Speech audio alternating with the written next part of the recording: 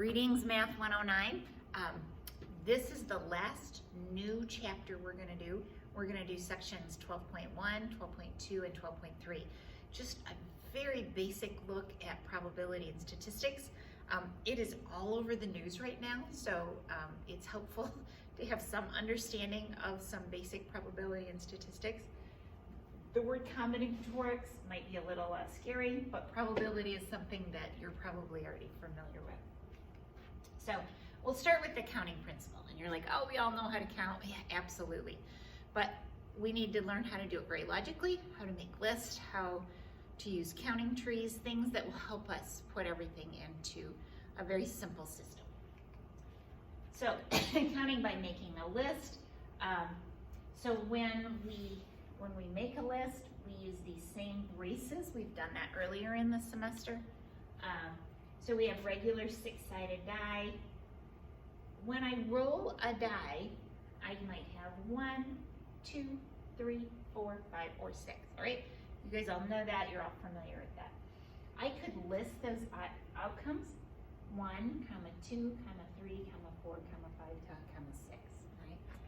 So those are my list of outcomes. What about if we looked at the word Tennessee?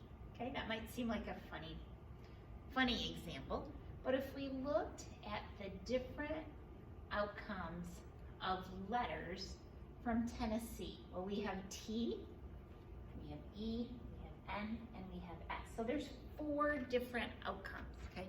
Those are the only possible letters if I'm looking at the word Tennessee. We've all played that game where you had to make as many words out of another word as possible. Those are the only letters I have to work with. Now I do have more than one, but as far as just listing them, I list them one at a time.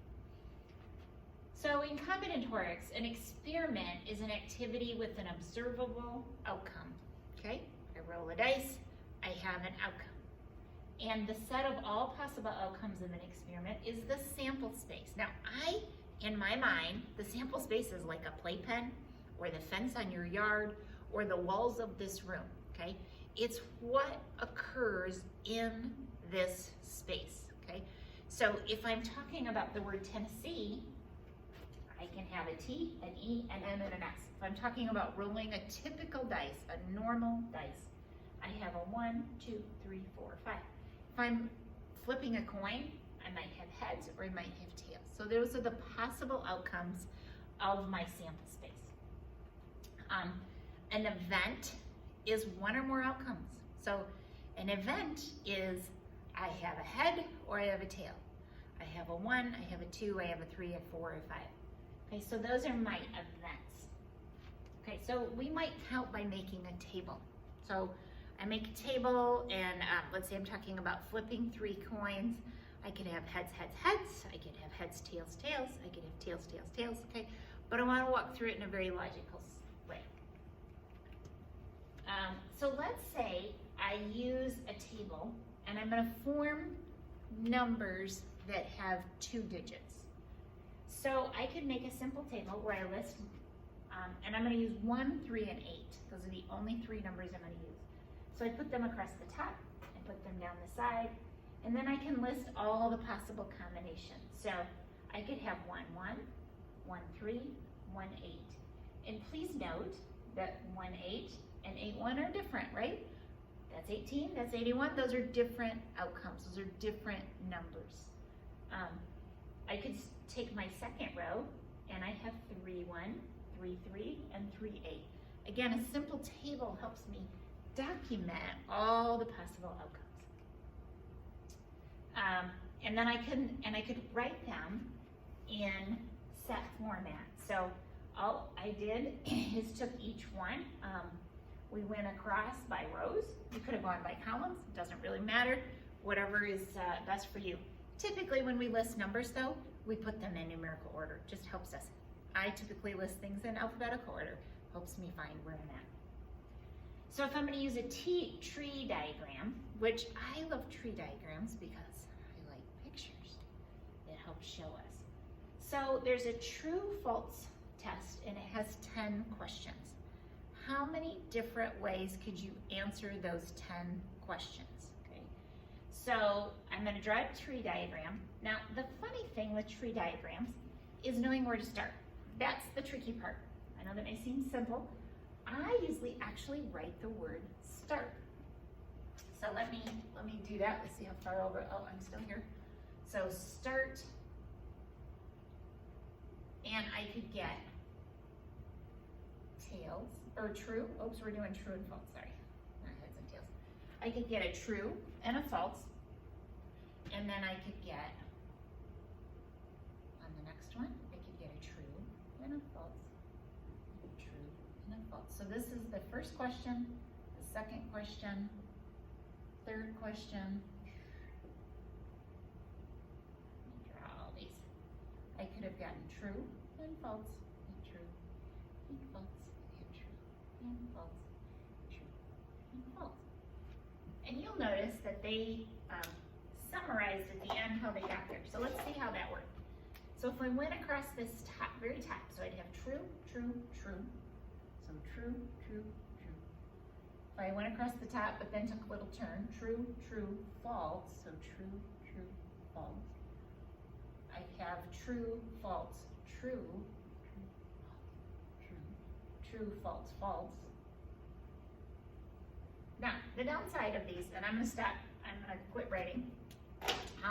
The downsides of these, I only have 3 questions, and they said do 10. I would have like a huge tree diagram. Now, for some of you, that'd be really fun because it could turn into a cool art project, and that's awesome. Go right ahead and do that. For me, I get a little frustrated, too much tedious. So there's 8 possible ways of answering the first 3 questions. So 1, 2, 3, 4, 5, 6, 7, 8. I bet there's another way to count these up. Well, there is. I can take, so there's 2, let me just put my first 3 questions here. There's 2 possible outcomes on the first one. So a true and a false on the first one. There's a true and a false on the second one. A true and a false on the third one. And if I multiply those together, sure enough, I get those same 8 outcomes. So I get the same 8 that I had in my first. So another way to count them up, I can do one of these cool tree diagrams, or I can actually say I have 2 dice. Each dice has 6 sides, right? So there's 6 possible outcomes. The green dice has 6 possible outcomes. So 6 times 6 is 36. And I get my possible outcomes that way. So here is the counting principle. If I have all of these different number of outcomes, so it says n sub 1, n sub 2, n sub 3, in the questions, the true and false questions, I would have 10 n's. I would have 10 of those, and then each of them has 2 possible outcomes. If I did the 2 dice, I would have n1 and n2, and they would each be 6.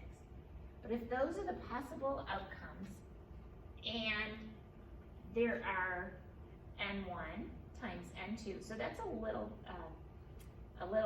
dot or asterisk that we're multiplying.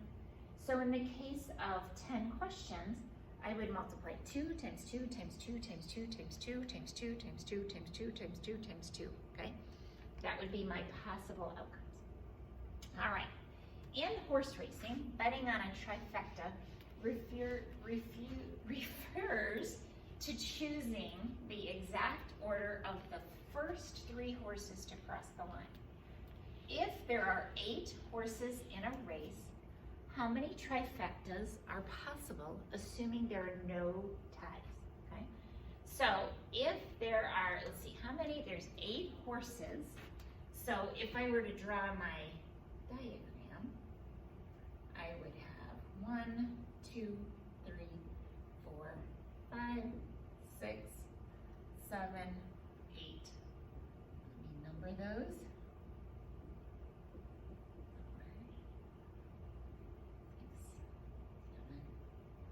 8. Whew.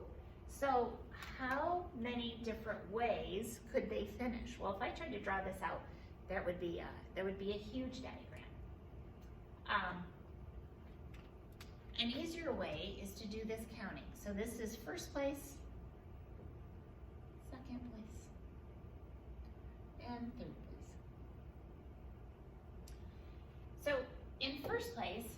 there's 8 different horses that could be first. Once we have, the brown horse, okay, they're all brown. Okay, the brown and white horse. Once that one takes first place, then we only have 7 left to get the second place. So we have the brown and white, and we have the all black horse. So those 2 are first and second. There's only 6 left for the third place. So I'm gonna multiply those values together. That's how many different ways that I could finish. Let me do that. I have my calculator sitting on here. Let's do this real quick. So 8 times 7 times 6. That's 336 different ways that you could get first, second, and third with 8 horses. Now, I only get to bet on one of those. So if I was trying to figure out the probability of a trifecta, it would be 1 out of 336. So not great odds, might I say.